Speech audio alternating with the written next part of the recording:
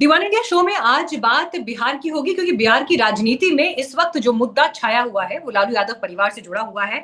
हालांकि मामला पारिवारिक है, निजी है, लेकिन फिर भी जब परिवार राजनीतिक रसूख रखता है, मुख्यमंत्री पद पर परिवार के सदस्य रहे हैं जिन्होंने एक लंबा शासनकाल बिहार में जिया है, तो ऐसे में उनकी कोई भी बात निजी रह जाना और खासकर सोशल मीडिया के दौर में थोड़ा मुश्किल तो है। लेकिन अब आज सवाल ये होता है कि क्या ये मामला चुनावी मामला बनता हुआ आने वाले दिनों में दिखाई देगा, क्योंकि अभी तक लालू परिवार ने बड़े सधे तरीके से इसको हैंडल करने की कोशिश की है, लेकिन यहां से परिस्थितियां आगे किस दिशा में जा रही हैं ये सवाल पैदा होता है।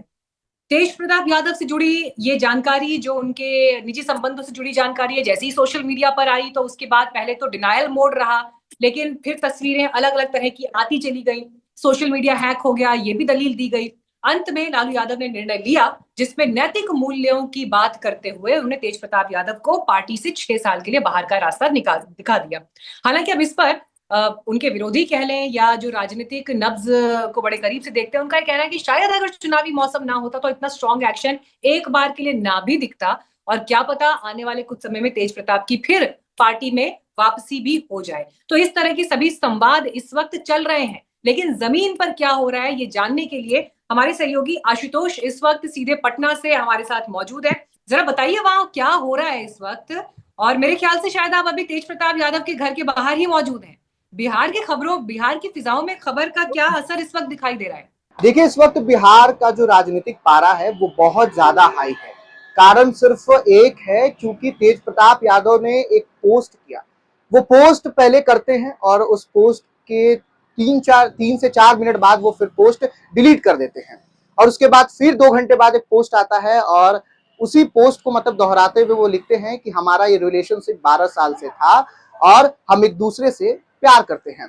अब उसके जस्ट 1 से 2 घंटे बाद वो फिर से एक पोस्ट करते हैं और कहते हैं कि मेरा आईडी हैक हो गया था, जिसके कारण आपको ये पोस्ट दिख रहा होगा, ऐसी कोई बात नहीं है।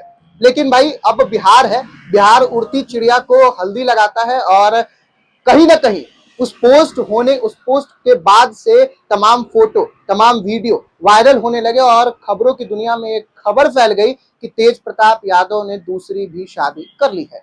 लेकिन सवाल अब ये उठता है, भाजपा ने पहला सवाल उठाया कि भाई कहां गया नैतिक मूल्य।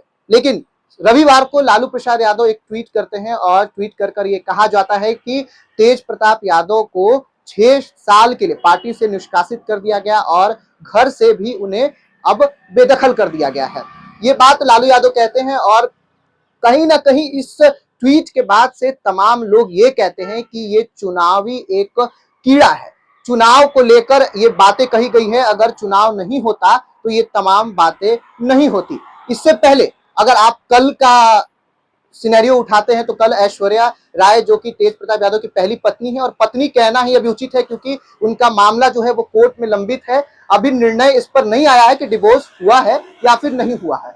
ऐश्वर्या राय कल कहती हैं कि हमारे साथ बहुत वहां पर उत्पीड़न हुआ, हमें मारा गया, हमें घर से भगाया गया, हम रोते बिलखते घर से बाहर निकल रहे थे। उस समय राबड़ी देवी, उस समय लालू प्रसाद यादव कहाँ थे, उनका सामाजिक न्याय कहाँ था। लेकिन अब इस सवाल के बाद भी लोग इससे पहले से ही ये सवाल कर रहे हैं कि भाई ऐश्वर्या के साथ जब हुआ था तब कहां सामाजिक न्याय था। ये तो बस चुनाव है और चुनाव के चलते ये सारी बात कही जा रही है और की जा रही है। यहाँ एक तरफ ऐश्वर्या ने कल ये भी कोट करा कि लोग एक ही घर में बैठकर निर्णय लेते हैं, और एक ही घर में बैठ के बाद निर्णय लेने के बाद फिर ये भी उन्होंने कहा कि खुद राबड़ी देवी तेज प्रताप आवास के बाहर, मतलब तेज प्रताप के आवास में जाकर उनको बताएंगी, समझाएंगी और कहेंगी बेटा तुम मत रो, सब हम ठीक कर देंगे। लेकिन जहां एक तरफ अब भाजपा, जदयू, ये तमाम जो पार्टियां हैं, मतलब अभी सत्तारूढ़ पार्टी, लेकिन राजद की विपक्ष जो की पार्टियां हैं वो अब हमलावर हो गई हैं। वो कह रही कि सामाजिक न्याय के ठीक है, लालू यादव इतने हैं, तो उस समय कहा था जब ऐश्वर्या राय को घर से भगाया जा रहा था, बेदखल किया जा रहा था। तो एक बार हम ऐश्वर्या का स्टेटमेंट भी सुना देते हैं, क्योंकि वो बार बार ये कह रही है कि अगर 12 साल से चीज चल रही थी तो भाई हमारी शादी क्यों करवाई गई। उनका सीधा आरोप ये है, उनकी जिंदगी क्यों बर्बाद की गई।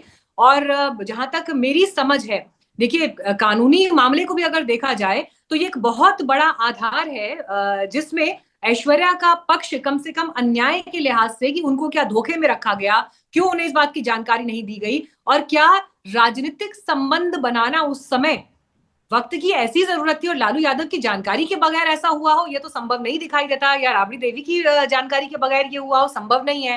परिवार में बाकी लोगों को ना पता हो, ये संभव नहीं है। और यही सारे सवाल ऐश्वर्या ने जब मीडिया के सामने आई तो रेज किए। एक छोटा सा हिस्सा उनकी बातचीत का मैं सुनवाऊंगी और उसके बाद फिर बाकी मेहमानों के पास हम चलेंगे। हम ये पूछना चाहते हैं, जब इन लोगों को पता था कि ऐसी बात है तो फिर मेरी शादी क्यों करवाई, मेरी जिंदगी क्यों बर्बाद की, उसके बाद मेरे को मारा क्यों? अभी इनका सामाजिक न्याय भाग्य है, ये लोग सब मिले हुए रहते हैं, ये लोग कोई अलग अलग नहीं हुआ है, ये लोग सब मिले हुए हैं। तो कल भी राबड़ी देवी गई होंगी, उनको उसका आंसू पोछी होंगी और बोली होगी अभी शांत रहो, सब हम ठीक कर देंगे। इलेक्शन के बात है, इसीलिए इन लोगों ने ऐसा ड्रामा रचा है। ये लोग सब मिले हुए हैं।